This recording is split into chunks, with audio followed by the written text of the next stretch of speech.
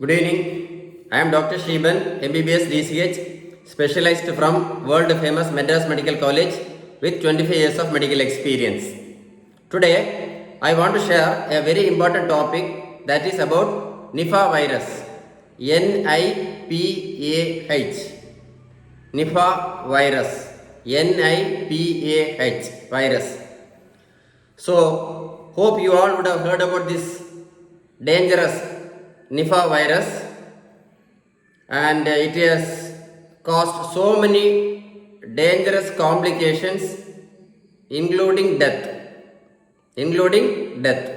So, we have to discuss about Nipah virus in detail, and you should know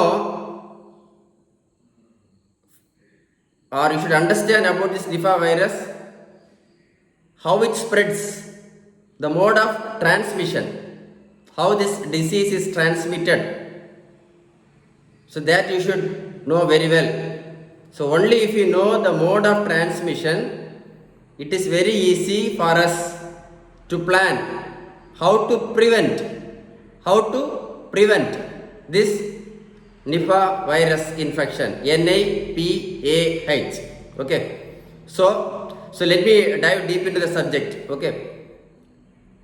Nipah virus is transmitted to human beings by eating or drinking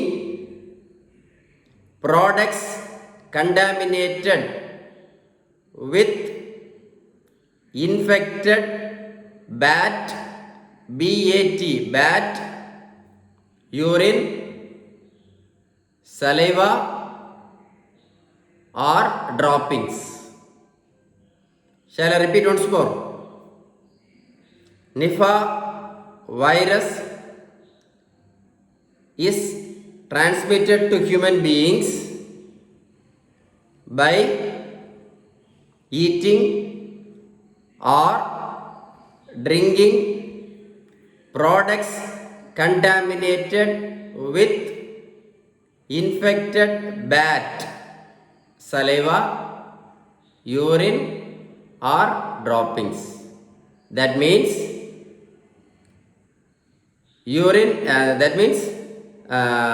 droppings, saliva, or urine of an infected bat,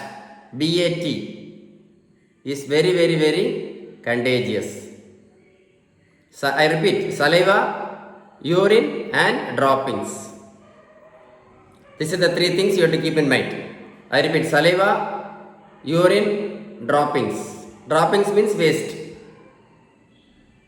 Saliva, urine, and droppings of infected bat, These are the three dangerous things through which human beings are infected. So,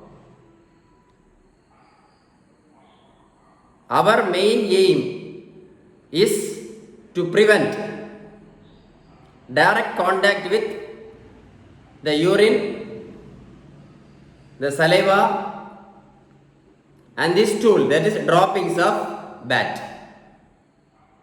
If you prevent these three things from direct contact with human beings, you can block the transmission of the disease from infected bat to human beings.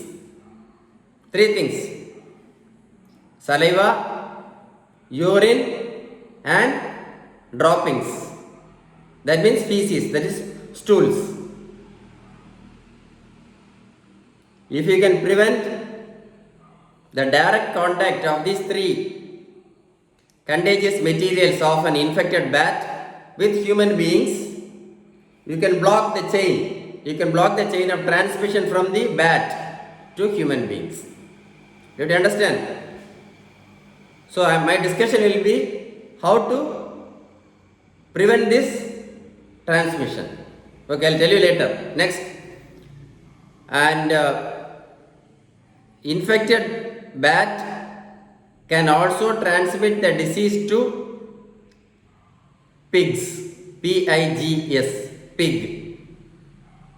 Pig. So, human beings can be infected either directly from bat, BAT, or directly from pig, PIG. So it is our responsibility, and it is your responsibility. It is your responsibility to teach the public how to prevent transmission of this disease from bat to human beings, from pig to human beings, and human beings to human beings. Three things. It is our responsibility and your responsibility to teach the public to prevent transmission of this virus from bat to human beings, pig to human beings, and human being to another human being. If you can block each and every cycles by correct preventive method, we can help the whole world. You can help the whole world from this dangerous Nipah viral infection, NIPAH. Right? So I am going to explain in detail. So I told you the three contagious materials from infected bat. What is that? Saliva, urine, droppings. Saliva, urine, and droppings of infected bat. These three are the contagious materials. These three are the contagious materials. So, first I am going to discuss how to prevent this transmission, that is from infected bat to human beings directly. Infected bat, BAT, to human beings. So I'll tell you. Okay, number one. Bat usually flies mostly during night times, as you all know, right? It usually flies during night, right? Am I right? So number one, you have to close all your home windows.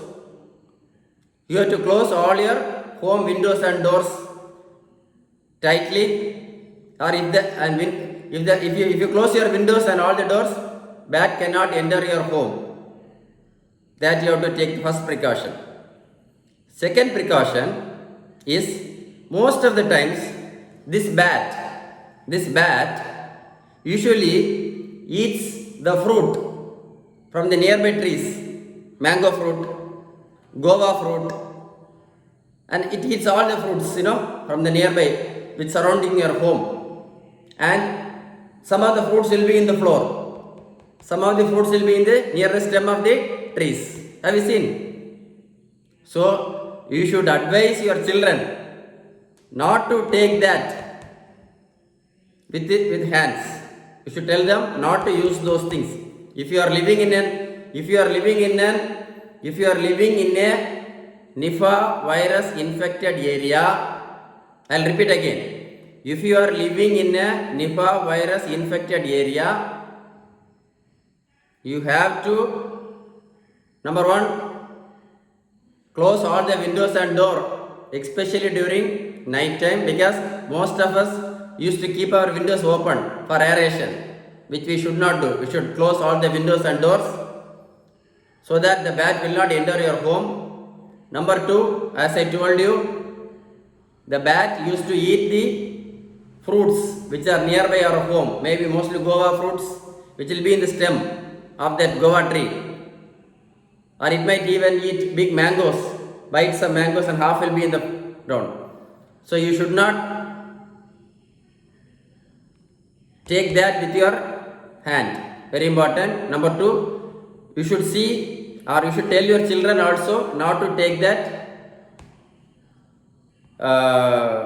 fruits which are in the stem of the trees, mostly mangoes and guava, I think, because this fruit may be contaminated with the urine, the saliva, or the droppings of bat. Did you understand? Did you understand? So second advice is very, very, very important. And number three,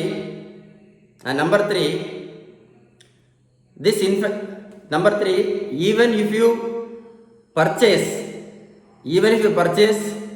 fruits or vegetables, from your local market, if you bring to your home, you should wash it through 2 or 3 times, because these fruits or even vegetables may be contaminated with the saliva or the urine or the droppings of bat. Got it? Did you understand? The next, sometimes we'll have a small garden in around our house. We will go to even pluck the flowers. Sometimes droppings of bat, urine, saliva, or droppings may be in this flower. So even if you are living in an infected area with Nipah virus, by chance if you pluck flowers, be careful, have this in mind. Once you come, take soap and wash your hand immediately. Because these things will not be in our mind at all. We will forget about the bat's urine, saliva, or the droppings. It can be anywhere in your home garden. You have to think about that. Got it? Did you understand? So I'm telling very slowly because you will understand very thoroughly. Next,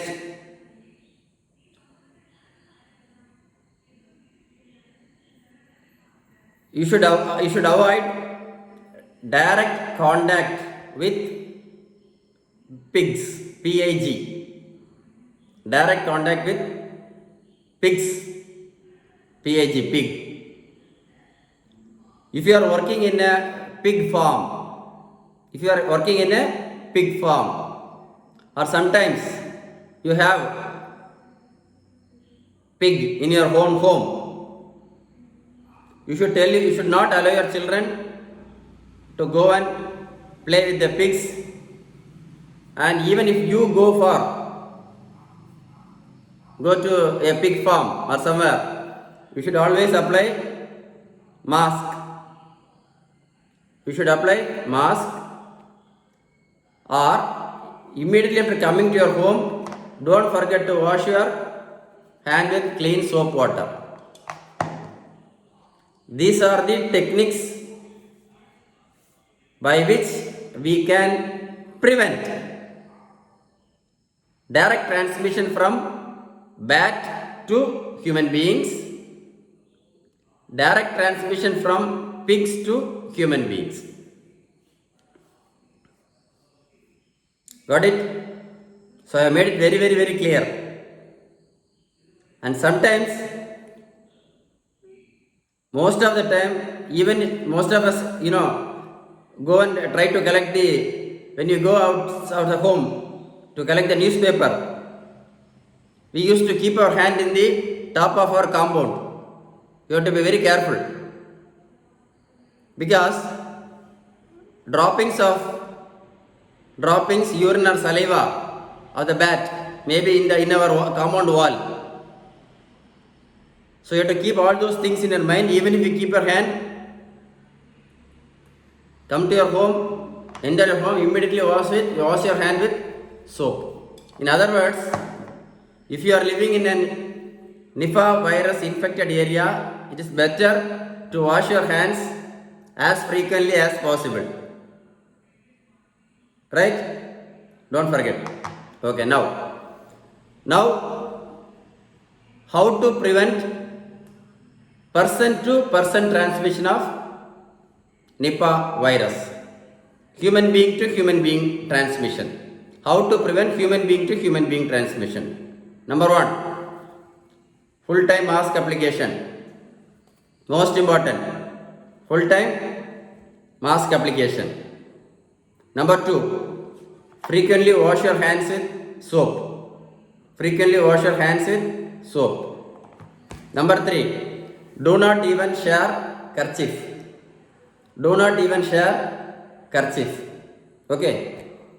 Number 4, even if you share a pen from your friend, immediately wash your hands with soap. By chance, if you share your friend's cell phone to talk, give it to him, wash your hands with soap water. So you have to be that much cautious. You have to be that much cautious in washing your hand again and again, because it might get transmitted without our knowledge. It might get transmitted without our knowledge. So that much you have to be very, very serious. So I explained you in detail about how to prevent transmission of Nipah virus, NIPAH. I hope this information is very, very useful to you. Am I right or wrong? I hope I have explained the transmission of Nipah virus very easily and you can understand it in a clean and neat manner. Am I right? So, what you should do? You must teach this information not only to your family members, you can share this video, to your good friends or to the public, because Nipah virus is very dangerous. It usually, even though it causes fever, myalgia, like any other fever, it affects the brain. So many patients have gone to coma. And convulsions, that means fits. So it is a very dangerous illness. So it is your responsibility. After knowing this much of information about Nipah virus, it is your responsibility to save the public. Am I right or wrong? So please share this video with your good friends and please post your comments about this video in the bottom, right? Post your good comments about this video after finishing this video. If you have any doubt, you can call me at 944-3487-004. So stay tuned with Dr. Sheban. Thanks for watching. Nice talking to you. Thank you so much. Thank you.